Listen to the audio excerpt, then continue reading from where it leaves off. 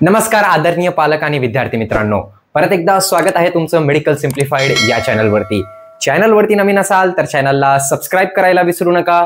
सोबतच तुमचे जे पण काही प्रश्न असतील ते तुम्ही मला कमेंट सेक्शन मध्ये विचारू शकता। सोबतच ज्यांना माझ्याकडून चॉईस फिलिंग करायची असेल ते मला 7887559633 या नंबरवरती कॉन्टॅक्ट करू शकता। बघा विद्यार्थी मित्रांनो, या व्हिडिओमध्ये आपण काय बघणार आहोत तर या व्हिडिओमध्ये मी सविस्तरपणे तुम्हाला सांगणार आहे की कॅटेगरी वाईज राउंड 1 साठी किती उरलेले आहे आपल्या राउंड 1 मध्ये एमबीबीएस साठी। फक्त एमबीबीएस साठी, याचा पुढचा व्हिडिओ जो असणार आहे ते बीडीएस साठी असणार आहे। ठीक आहे, समजलं तुम्हाला? ओके, तर या व्हिडिओमध्ये सगळ्यात अगोदर आपण कॅटेगरी वाईज सगळं काही बघणार आहे। गव्हर्नमेंट मध्ये सीट, प्रायव्हेट मध्ये सीट। फक्त व्हिडिओच्या शेवटपर्यंत बघा, कारण तुम्हाला क्लिअरिटी आली पाहिजे। आणि शेवटी मी तुम्हाला कट ऑफ सुद्धा सांगून देणार आहे की एसएमएल नुसार कट ऑफ काय जाणार आहे। ठीक आहे, चल बघून घेऊया आपण की नीट 2025 मध्ये सध्या आपल्याकडे स्टुडंट रजिस्टर्ड किती झालेले तो डाटा अवेलेबल नाही, कारण एसएमएल लिस्ट आलेली नाही, पण काय आलेलं आहे आपली सीट मॅट्रिक्स आलेली आहे। एसएमएल लिस्ट नाही आलेली, पण सीट मॅट्रिक्स इथं आपल्याला देण्यात आलेली आहे।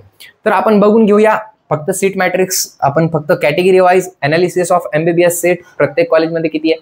तर बघा, गव्हर्नमेंट मध्ये ना 41 कॉलेजेस आपल्या काउन्सिलिंग मध्ये पार्ट घेत आहे। किती कॉलेजेस? 41।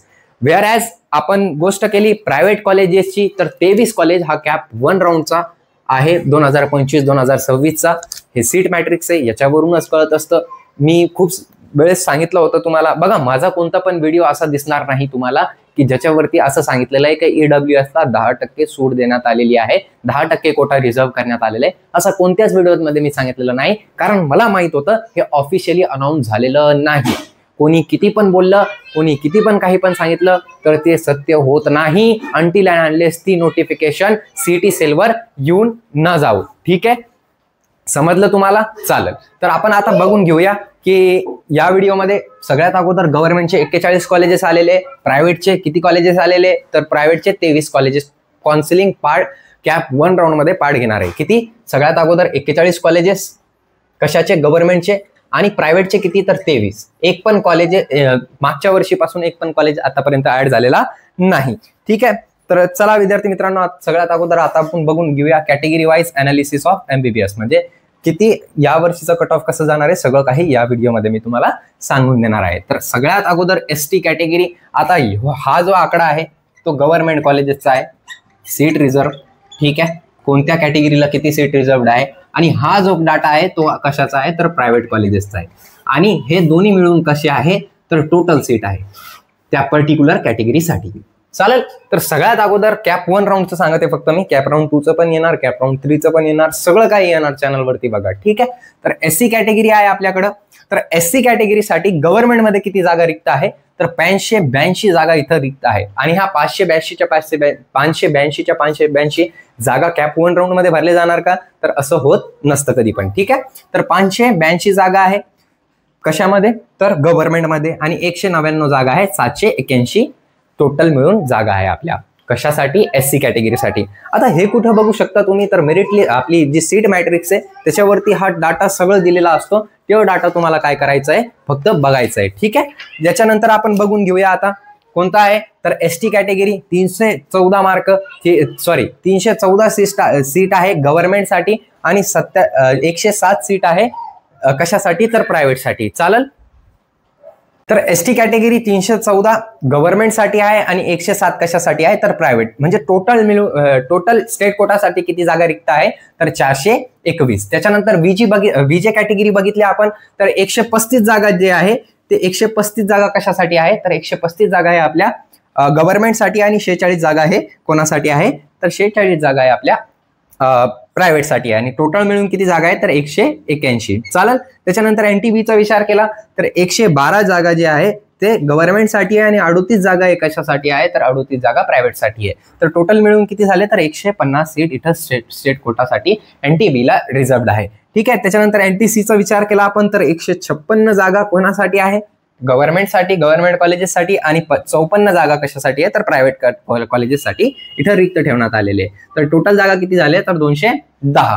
ठीक आहे, आता एनटीडीचा विचार केला तर 89 जागा कशासाठी आहे तर गव्हर्नमेंटसाठी आणि 31 जागा कशासाठी आहे तर प्रायव्हेट कॉलेजेससाठी रिक्त ठेवण्यात आलेले आहे. म्हणजे टोटल स्टेट कोटासाठी NTD साठी किती जागा रिक्त आहे तर 120. आता ओबीसीचा विचार केला बघा, ओबीसी कॅटेगरी ही खूप मोठी कॅटेगरी आहे, त्याच्यामध्ये खूप जास्त सब कॅटेगरी येत असतात, म्हणून यांच्यासाठी जागा पण खूप जास्त आहे.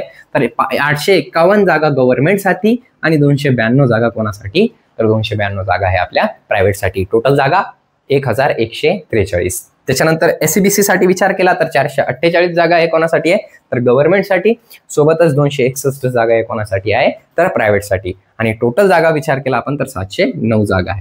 ठीक आहे. त्याच्यानंतर आपण EWS बघितला तर 447 जागा. Very very important. प्रायव्हेटसाठी कोणता पण कोटा देण्यात आलेला नाही.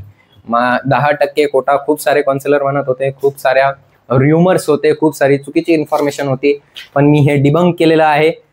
पहिल्यापासूनच मी व्हिडिओ सुद्धा नव्हता टाकला याच्यावरती, तर बघून घ्या तुम्ही. EWS साठी 0 जागा मी दाखवून देतो. प्रायव्हेटमध्ये दिसत आहे का तुम्हाला? EWS 0 नाही दिसत आहे.